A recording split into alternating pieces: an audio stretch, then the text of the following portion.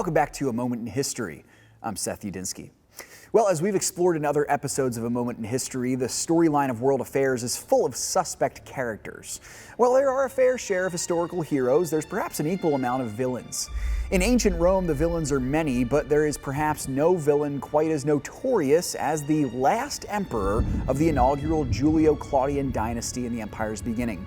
He's a man who's been forever remembered for his mental instability, for the fire that destroyed most of the city during his reign, and for his ruthless targeting of Christians. This, of course, is the Roman Emperor Nero. Now, long before he blamed Christians for the massive fire that destroyed huge amounts of the Eternal City, the young Nero was somewhat of a political pawn in the intrigue of the Roman imperial family. He was born under the name Lucius to a mother named Agrippina, a cunning woman whom historians credit with getting her son on the throne in the first place.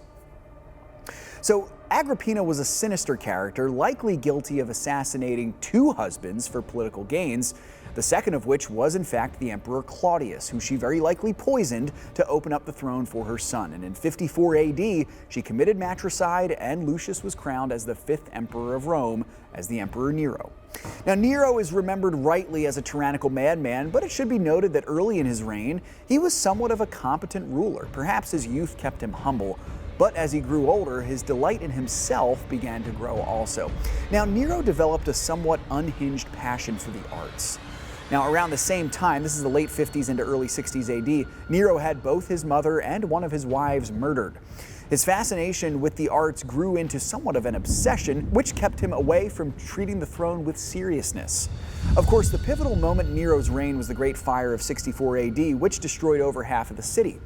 Some historians believe it was Nero himself who started the blaze, while others choose to give him at least some benefit of the doubt. Virtually all historians agree that he did nothing to stop the fire and was actually looking to capitalize on it by changing the physical layout of the city. Now, me personally, I wouldn't be surprised if Nero did actually start the fire.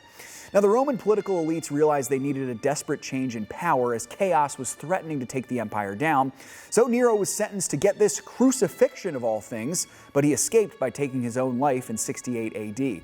Now, as notorious as he was, his greatest claim to fame was his likely supervision of the deaths of possibly the two most influential apostles in the entire Christian faith. That's, of course, Peter and Paul.